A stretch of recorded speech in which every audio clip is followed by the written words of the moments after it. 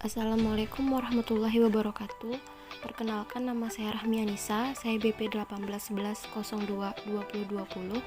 Pada video kali ini saya akan membahas mengenai bab 1 yaitu pendahuluan dan bab 3 yaitu metodologi penelitian dari penelitian saya yang berjudul pengaruh profitabilitas, kompensasi bonus, dan latar belakang pendidikan direktur utama terhadap manajemen laba pada perusahaan manufaktur subsektor Food and Beverage yang terdaftar di Bursa Efek Indonesia periode tahun 2018 sampai 2020. Pada bab 1 bagian pendahuluan ini saya akan membahas mengenai latar belakang, rumusan masalah, tujuan penelitian, kontribusi penelitian, dan juga sistematika penelitian. Selanjutnya bab 1, latar belakang. Laporan keuangan merupakan salah satu informasi bagi pihak eksternal dan internal dalam melakukan penilaian kinerja suatu perusahaan. Menurut SAK di Indonesia atau IAI tahun 2009, laporan keuangan adalah suatu penyajian terstruktur dari posisi keuangan dan kinerja keuangan suatu entitas. Menurut PSAK 1 tahun 2015, laporan keuangan adalah suatu penyajian yang dilakukan secara terstruktur dari posisi keuangan dan kinerja keuangan suatu entitas. Laporan keuangan juga bisa disebut sebagai hasil pertanggungjawaban yang dibuat oleh pihak manajemen terhadap pengguna atas seluruh sumber daya yang ada. Laporan keuangan yang baik adalah signal positif dari manajemen bahwa perusahaan dalam kondisi menguntungkan. Laporan keuangan digunakan sebagai instrumen dalam menilai kinerja manajer dalam suatu perusahaan. Kondisi ini akan memotivasi para manajer perusahaan untuk melakukan strategi-strategi tertentu untuk menghasilkan laba yang sesuai dengan ekspektasi para investor. Motivasi tersebut dapat menyebabkan laporan keuangan akhirnya disalahgunakan dengan berbagai cara, seperti meratakan, menaikkan, dan menurunkan laba untuk mempengaruhi nilai laba yang akan dilaporkan, yang dikenal dengan manajemen laba menurut Purnama tahun 2017. Manajemen laba adalah upaya manajer perusahaan untuk mengintervensi atau mempengaruhi informasi-informasi dalam laporan keuangan dengan tujuan untuk mengelabui stakeholder yang ingin mengetahui kinerja dan kondisi keuangan perusahaan, menurut Sulistianto tahun 2008. Manajemen laba memiliki hubungan yang erat dengan tingkat perolehan laba, karena tingkat perolehan laba dikaitkan dengan prestasi manajemen dan berkaitan juga dengan besar kecilnya bonus yang akan diterima oleh manajer perusahaan. Timbulnya manajemen laba dapat dijelaskan dengan teori agensi. Teori agensi mengatakan bahwa adanya hubungan kinerja antara pihak yang memberi wewenang atau prinsipal dengan pihak yang menerima wewenang atau agen dalam bentuk sebuah kontrak kerjasama yang tercipta karena adanya kepentingan yang saling bertentangan, menurut Pangestuti dan Susilowati tahun 2017. Teori agensi ini mengasumsikan bahwa antara manajer dan investor sama-sama memiliki kepentingan yang berbeda-beda. Dalam kenyataannya, manajemen memiliki akses yang lebih mudah untuk mencapai kepentingan pribadinya. Oleh sebab itu, untuk mewujudkan keinginannya, maka manajer melakukan suatu tindakan manajemen laba. Atas wewenang yang diberikan ini, dapat memberi kesempatan bagi pengelola untuk melakukan suatu tindakan yang terbaik untuk kepentingan diri sendiri, karena adanya perbedaan kepentingan atau conflict of interest. Penyalahgunaan wewenang ini juga dapat ditimbulkan karena adanya keleluasaan dalam mengelola perusahaan.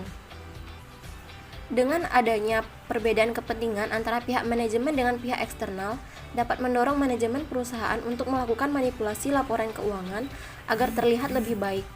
Tindakan yang dilakukan oleh manajemen ini dikenal dengan istilah manajemen laba atau earnings management.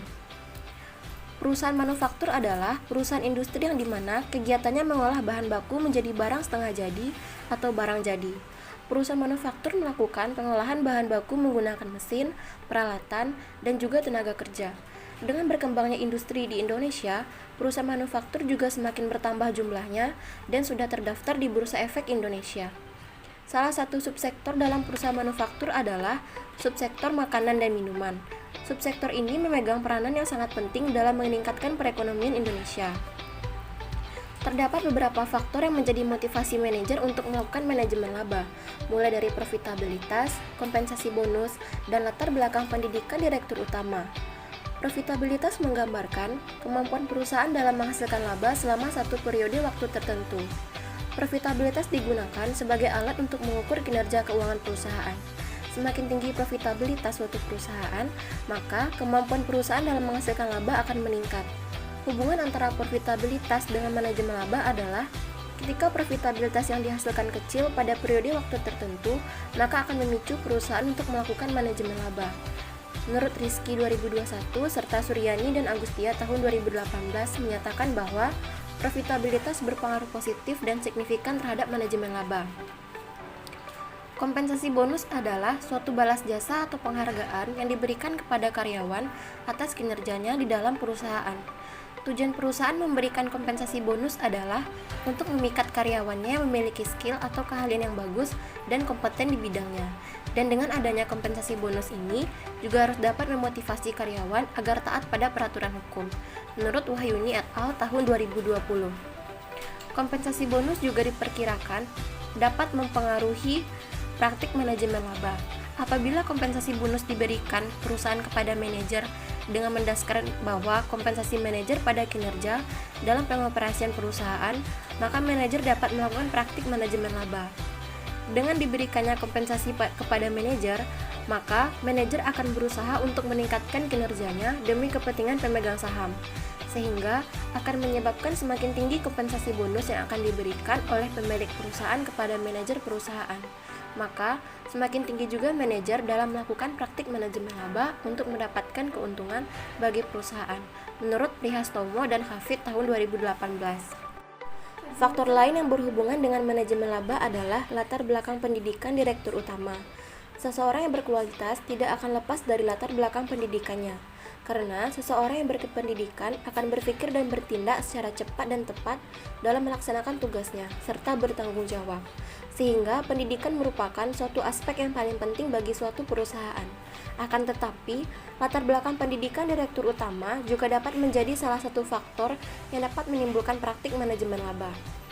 Hasil penelitian dari Susanto tahun 2017 menyatakan bahwa tingkat pendidikan direktur utama tidak berpengaruh signifikan terhadap manajemen laba. Dalam penelitian ini, peneliti mengambil sampel perusahaan manufaktur subsektor food and beverage yang terdaftar di Bursa Efek Indonesia. Subsektor ini merupakan salah satu subsektor yang memegang peranan yang sangat penting dalam meningkatkan perekonomian di Indonesia. Menurut siaran pers dari Kementerian Perindustrian Republik Indonesia mengenai sektor manufaktur tumbuh agresif di tengah pandemi. Industri manufaktur memberikan kontribusi terbesar atas kenaikan pertumbuhan ekonomi Indonesia yang mencapai 7,07% pada triwulan 2 tahun 2021. Sektor ini merupakan sumber pertumbuhan tertinggi yaitu sebesar 1,35% di periode ini. Sektor manufaktur sendiri mencatatkan pertumbuhan sebesar 6,91% meskipun mengalami tekanan akibat pandemi COVID-19. Kementerian Perindustrian atau Kemenperin fokus mendukung sektor manufaktur untuk bangkit dari kondisi kontraksi dan kembali tumbuh positif serta menjadi kontributor pertumbuhan perekonomian nasional. Meski Kemenperin sebagai pembina industri hanya didukung anggaran yang minim, namun sektor manufaktur tetap mampu memberikan kontribusi yang maksimal, meskipun mendapat tekanan akibat pandemi COVID-19 yang masuk ke Indonesia sejak tahun 2020. Sejumlah subsektor industri tumbuh sangat tinggi pada triwulan 2 2021. Subsektor tersebut diantaranya industri alat angkutan sebesar 45,70%, diikuti industri logam dasar 18,03%, industri mesin dan perlengkapan 16,35%, industri karet barang dari karet dan plastik 11,72%, serta industri kimia, farmasi, dan obat tradisional sebesar 9,15%. Sektor manufaktur juga memberikan kontribusi sebesar terhadap produk domestik bruto nasional pada triwulan 2 tahun 2021, yakni sebesar 17,34%. 5 besar kontributor PDB di periode ini adalah industri makanan dan minuman sebesar 6,66%, industri kimia, farmasi dan obat tradisional sebesar 1,96%, industri barang logam, komputer, barang elektronik, optik dan peralatan listrik sebesar 1,57%, industri alat angkutan 1,46%, serta industri tekstil dan pakaian jadi sebesar 1,05%. Hal ini menunjukkan bahwa industri manufaktur punya peran penting bagi pertumbuhan ekonomi nasional. Ujar Menperin, Kinerja ekspor sektor manufaktur pada periode Januari-Juni 2021 tercatat sebesar 81,06 US dollar miliar dan mendominasi 78,80% total ekspor nasional yang mencapai 102,87 miliar US dollar. Terjadi surplus pada neraca ekspor impor periode tersebut sebesar 8,22 miliar US dollar. 5 subsektor industri dengan nilai ekspor terbesar adalah industri makanan dan minuman 19,58%, industri logam dasar 13,78%, industri kimia, farmasi dan obat tradisional 9,28%, industri barang dari logam, komputer, barang elektronik, optik dan peralatan listrik 7,63%, serta industri tekstil dan pakaian jadi 5,86%. Dilihat sektor industri juga berdampak positif terhadap peningkatan investasi di sektor ini. Pada Januari hingga Juni tahun 2021, investasi sektor manufaktur tercatat sebesar 167,1 triliun atau naik 28,94% dibandingkan dengan periode yang sama tahun sebelumnya. Nilai investasi tersebut diberikan oleh industri logam dasar sebesar 56,4 triliun, industri makanan dan minuman sebesar 35,8 triliun. Industri kimia, farmasi, dan obat tradisional 16 triliun, alat angkutan 14,7 triliun, serta industri kertas dan barang dari kertas, percetakan dan reproduksi media rekaman sebesar 8,9 triliun. Berdasarkan penelitian yang telah dilakukan sebelumnya, masih ditemukan adanya perbedaan pada hasil penelitian yang tidak konsisten dari setiap variabel yang diuji. Dengan adanya ketidaksesuaian hasil penelitian sebelumnya, menjadi alasan peneliti tertarik untuk meneliti kembali faktor-faktor yang mempengaruhi manajemen laba. Penelitian ini merupakan pengembangan dari penelitian yang dilakukan oleh Panjaitan dan Muslih tahun 2019, yang dimana penelitian ini bertujuan untuk mengetahui pengaruh ukuran perusahaan, kepemilikan manajerial, dan kompensasi bonus terhadap manajemen laba pada perusahaan sektor manufaktur yang terdaftar di Bursa Efek Indonesia tahun 2014-2017. Perbedaan penelitian ini dengan penelitian sebelumnya, Panjaitan dan Muslih tahun 2019 adalah penambahan beberapa variabel independen lainnya, yaitu profitabilitas dan latar belakang pendidikan direktur utama terhadap manajemen laba, yang menggunakan subsektor food and beverage yang terdaftar di Bursa Efek Indonesia tahun 2018-2020. Berdasarkan latar belakang tersebut, peneliti tertarik untuk melakukan penelitian lebih lanjut mengenai pengaruh profitabilitas, kompensasi bonus, dan latar belakang pendidikan direktur utama terhadap manajemen laba pada perusahaan manufaktur subsektor food and beverage yang terdaftar di Bursa Efek Indonesia tahun 2018-2020. Selanjutnya adalah rumusan masalah dan tujuan penelitian. Berdasarkan latar belakang yang telah diuraikan di atas, maka perumusan masalah yang akan dibahas dalam penelitian ini adalah yang pertama, apakah profitabilitas berpengaruh terhadap manajemen laba pada perusahaan food and beverage yang terdaftar di Bursa Efek Indonesia periode tahun 2018 sampai 2020. Yang kedua, apakah kompensasi bonus berpengaruh terhadap manajemen laba pada perusahaan food and beverage yang terdaftar di Bursa Efek Indonesia periode tahun 2018 sampai 2020. Yang ketiga, apakah latar belakang pendidikan direktur utama berpengaruh terhadap manajemen laba pada perusahaan food and beverage yang terdaftar di Bursa Efek Indonesia periode tahun 2018 sampai 2020. Selanjutnya, tujuan penelitian. Berdasarkan uraian latar belakang dan rumusan masalah di atas, maka tujuan penelitian ini adalah yang pertama, untuk menganalisis pengaruh profitabilitas terhadap manajemen laba pada perusahaan food and beverage yang terdaftar di Bursa Efek Indonesia periode tahun 2018 sampai 2020. Yang kedua, untuk menganalisis pengaruh kompensasi bonus terhadap manajemen laba pada perusahaan food and beverage yang terdaftar di Bursa Efek Indonesia periode tahun 2018 sampai 2020. Yang ketiga, untuk menganalisis pengaruh latar belakang pendidikan direktur utama terhadap manajemen laba pada perusahaan food and beverage yang terdaftar di Bursa Efek Indonesia periode tahun 2018 sampai 2020. Selanjutnya adalah kontribusi penelitian. Penyusunan penelitian ini diharapkan bisa memberikan manfaat bagi pihak-pihak yang berkepentingan. Adapun manfaat dari penelitian ini antara lain yang pertama, bagi penulis. Dengan melakukan penelitian ini, diharapkan penulis dapat menambah pengetahuan dan wawasan penulis terhadap permasalahan yang diteliti.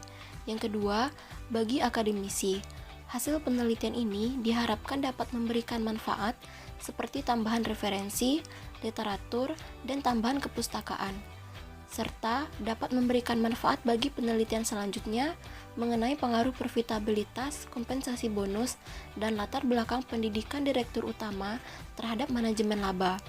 Yang ketiga, bagi perusahaan, penelitian ini diharapkan dapat memberikan informasi serta dapat menjadi pertimbangan bagi perusahaan manufaktur subsektor food and beverage yang terdaftar dalam Bursa Efek Indonesia untuk mengetahui ada atau tidak adanya praktik manajemen laba pada perusahaan mereka. Yang keempat, bagi investor, penelitian ini diharapkan dapat memberikan informasi serta dapat menjadi pertimbangan bagi investor sebelum melakukan investasi pada perusahaan manufaktur subsektor food and beverage yang terdaftar dalam Bursa Efek Indonesia, dan untuk mengetahui ada atau tidak adanya praktik manajemen laba pada perusahaan tersebut. Yang kelima, bagi penelitian selanjutnya, penelitian ini diharapkan dapat menambah pengetahuan serta wawasan terhadap permasalahan yang diteliti dan diharapkan juga dapat memberikan kontribusi terhadap perkembangan ilmu pengetahuan dalam bidang akuntansi dan manajemen secara khusus yang terkait dengan manajemen laba dalam suatu perusahaan. Selanjutnya, sistematika penelitian. Sistematika penulisan pada penelitian ini disusun dalam 3 bab. Adapun isi dari masing-masing bab tersebut adalah sebagai berikut. Bab 1, pendahuluan. Bab ini menyajikan latar belakang penelitian, rumusan masalah, tujuan penelitian yang ingin dicapai oleh peneliti, kontribusi penelitian, dan sistematika penulisan. Bab 2, kajian pustaka. Bab ini menyajikan landasan teori mengenai permasalahan yang akan diteliti, literatur review, dan pengembangan hipotesis. Bab 3, metode penelitian. Bab ini menyajikan metode penelitian yang dilakukan yang berisi populasi dan sampel penelitian, jenis dan metode pengumpulan data, operasional variabel, dan metode analisis data. Selanjutnya, bab 3, metode penelitian. Yang pertama yaitu jenis penelitian. Berdasarkan rumusan masalah dan tujuan yang telah peneliti paparkan sebelumnya, maka penelitian ini merupakan penelitian kuantitatif. Penelitian kuantitatif adalah metode penelitian yang berlandaskan pada filsafat positivisme atau peristiwa yang benar-benar terjadi yang dapat dialami sebagai suatu realitas. Dalam meneliti populasi atau sampel tertentu dengan menggunakan teknik pengambilan sampel yang dilakukan dan juga analisis data yang bersifat statistik untuk menguji hipotesis yang telah ditetapkan menurut Sugiono tahun 2010. Selanjutnya, jenis data. Jenis data yang terdapat dalam penelitian ini adalah jenis data sekunder, yaitu data yang mengacu kepada informasi yang dikumpulkan dari sumber yang ada, seperti laporan keuangan tahunan pada perusahaan manufaktur subsektor food and beverage yang terdaftar di Bursa Efek Indonesia periode tahun 2018 sampai 2020. Selanjutnya, sumber data. Metode pengumpulan data dalam penelitian ini adalah metode dokumentasi. Teknik dokumentasi pada penelitian ini adalah menggunakan laporan keuangan perusahaan manufaktur yang terdapat di Bursa Efek Indonesia dan mendownload dari situs www.idx.co.id. Selain menggunakan metode dokumentasi, penelitian memperoleh data dari berbagai sumber, seperti jurnal dan artikel yang ada di internet, untuk mengolah data menggunakan SPSS 25. Selanjutnya, populasi dan sampel. Populasi dalam penelitian ini adalah perusahaan manufaktur subsektor food and beverage yang terdaftar di Bursa Efek Indonesia dari tahun 2018 sampai 2020. Jumlah populasi penelitian ini adalah 28 perusahaan. Sampel merupakan bagian dari populasi. Melalui sampel, peneliti dapat menarik sebuah kesimpulan yang dapat mewakili suatu populasi. Pengambilan sampel dilakukan dengan metode purposive sampling. Purposive sampling adalah teknik penentuan sampel dengan menggunakan pertimbangan tertentu sesuai dengan tujuan atau masalah penelitian. Kriteria yang digunakan adalah yang pertama, perusahaan manufaktur subsektor food and beverage yang terdaftar di Bursa Efek Indonesia selama periode 2018 sampai 2020. Yang kedua, penelitian yang menyajikan laporan keuangan secara berturut-turut selama tahun pengamatan. Yang ketiga, perusahaan yang menyajikan laporan keuangan dengan rupiah. Yang keempat, perusahaan yang tidak melaporkan kerugian selama tahun 2018 sampai 2020. Yang kelima, perusahaan yang memiliki laba positif. Berdasarkan kriteria di atas, maka diperoleh 19 perusahaan. Penelitian ini dilakukan selama 3 tahun. Jadi, jumlah sampel keseluruhan sebanyak 57 perusahaan. Selanjutnya, operasionalisasi variabel. Adapun variabel yang akan diuji dalam penelitian ini terdiri dari dua. Yang pertama, variabel dependen atau terikat. Variabel dependen atau variabel terikat merupakan variabel yang dipengaruhi oleh variabel independen. Variabel dependen penelitian ini adalah manajemen laba. Dalam menghitung manajemen laba, peneliti menggunakan Modified Jones Model. Yang kedua, variabel independen atau variabel bebas. Variabel independen merupakan variabel bebas yang dapat mempengaruhi variabel lain yang digunakan dalam penelitian ini. Variabel independen dari penelitian ini yaitu profitabilitas, kompensasi bonus, dan latar belakang pendidikan direktur utama. Selanjutnya, metode analisis data. Analisis data dalam penelitian ini menggunakan teknik analisis data kuantitatif dengan metode regresi linear berganda atau multiple regression linear. Teknik analisis data dalam penelitian ini menggunakan perhitungan ilmu statistik, yaitu dengan menggunakan perangkat lunak SPSS versi 25. Setelah data-data yang diperlukan dalam penelitian ini terkumpul, maka selanjutnya dilakukan analisis data yang terdiri dari teknik analisis uji asumsi klasik, statistik deskriptif, dan uji hipotesis. Adapun penjelasan mengenai masing-masing teknik analisis data tersebut adalah sebagai berikut.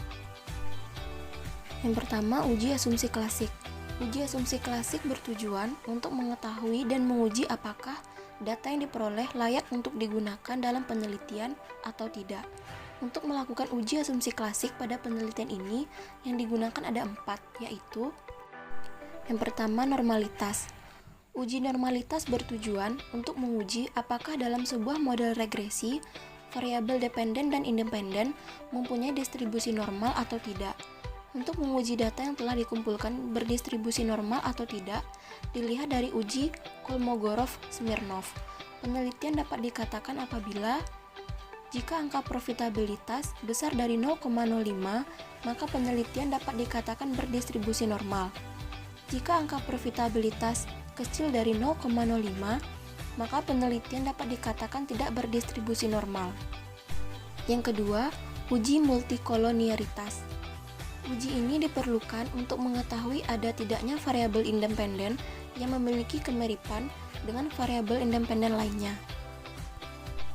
Menurut Ghazali tahun 2011, mengukur multikolonialitas dapat dilihat dari nilai TOL atau tolerance dan fifth variant inflation factor. Hipotesis yang digunakan dalam pengujian multikolonialitas ini adalah jika nilai tolerance besar dari 10% dan fifth kecil dari 10, maka dapat dikatakan tidak terjadi multikolonialitas. Jika nilai tolerance kecil dari 10% dan fifth besar dari 10, maka dapat dikatakan terjadi multikolonialitas.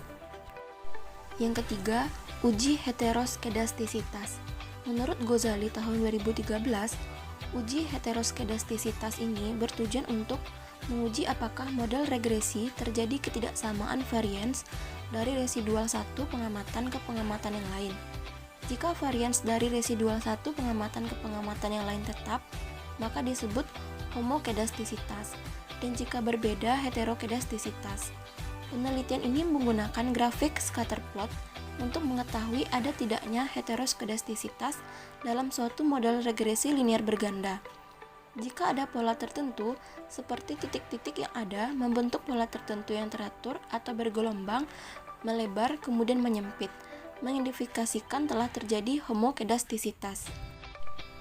Jika tidak ada pola tertentu dan tidak menyebar di atas dan di bawah angka 0 pada sumbu Y, maka tidak terjadi heteroskedastisitas.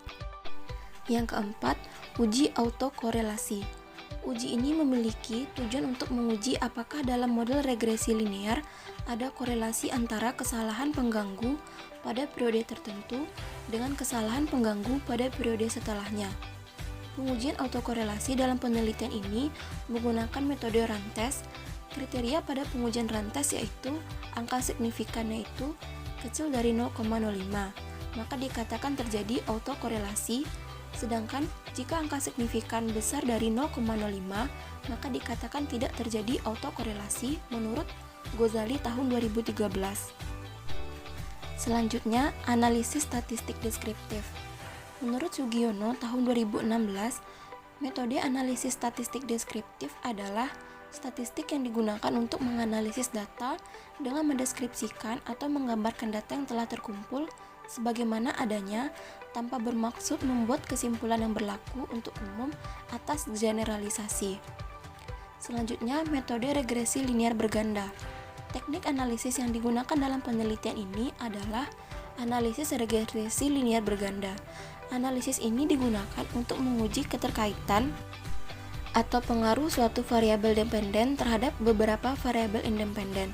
Dalam penelitian ini, analisis regresi linear berganda digunakan untuk menguji pengaruh profitabilitas, kompensasi bonus, dan latar belakang pendidikan direktur utama terhadap manajemen laba. Selanjutnya, koefisien determinasi. Koefisien determinasi atau R2 pada intinya mengukur seberapa jauh kemampuan model dalam menerangkan variasi variabel independen. Nilai koefisiensi determinasi adalah antara 0 dan 1. Nilai R2 yang kecil berarti kemampuan variabel-variabel independen dalam menjelaskan variabel-variabel dependen sangat terbatas. Nilai yang mendekati 1 berarti variabel-variabel independen memberikan hampir semua informasi yang dibutuhkan untuk memprediksi variasi variabel-variabel dependen menurut Ghazali tahun 2018. Selanjutnya, uji hipotesis. Hipotesis yaitu jawaban sementara dari rumusan masalah penelitian. Dikatakan sementara karena jawaban yang dihasilkan berdasarkan pada teori yang relevan, belum berdasarkan pada fakta-fakta empiris yang diperoleh melalui pengumpulan data. Menurut Sugiono tahun 2017, hipotesis yang diuji pada penelitian ini adalah hipotesis 1 sampai hipotesis 4. Pengujian hipotesis ini yaitu menggunakan nilai uji T dan uji F. Uji statistik T atau uji parsial pada dasarnya menunjukkan seberapa jauh pengaruh satu variabel penjelas atau independen secara individual dalam menerangkan variasi variabel dependen menurut Ghazali tahun 2011. Kriteria pengujian secara parsial dengan tingkat level of significance alpha sama dengan 5%, yaitu sebagai berikut. Jika p-value pada kolom besar dari level signifikan 0,05, maka H0 diterima variabel independen tidak berpengaruh signifikan terhadap variabel dependen. Jika p-value pada kolom kecil dari level of signifikan 0,05, maka H0 ditolak, yang berarti variabel independen berpengaruh signifikan terhadap variabel dependen. Selanjutnya, uji statistik F atau uji simultan. Biasanya dilakukan untuk menunjukkan apakah semua variabel bebas yang dimasukkan dalam model mempunyai pengaruh secara bersama-sama terhadap variabel dependen atau terkait. Menurut Ghazali tahun 2013, pengujian hipotesis secara simultan biasanya dilakukan dengan uji F, digunakan untuk mengetahui ketetapan variabel yang digunakan dalam model. Pengujian ini dilakukan dengan menggunakan significance level 0,05 atau alpha 5%. Keputusan penerimaan atau penolakan hipotesis adalah sebagai berikut. Yang pertama, jika nilai signifikan besar dari 0,05, maka hipotesis ditolak. Koefisien regresi tidak signifikan. Ini berarti secara simultan variabel independen tersebut tidak mempunyai pengaruh yang signifikan terhadap variabel dependen. Yang kedua, jika nilai signifikan kecil dari 0,05, maka hipotesis diterima atau koefisien regresi signifikan. Ini berarti secara simultan variabel independen tersebut mempunyai pengaruh yang signifikan terhadap variabel dependen.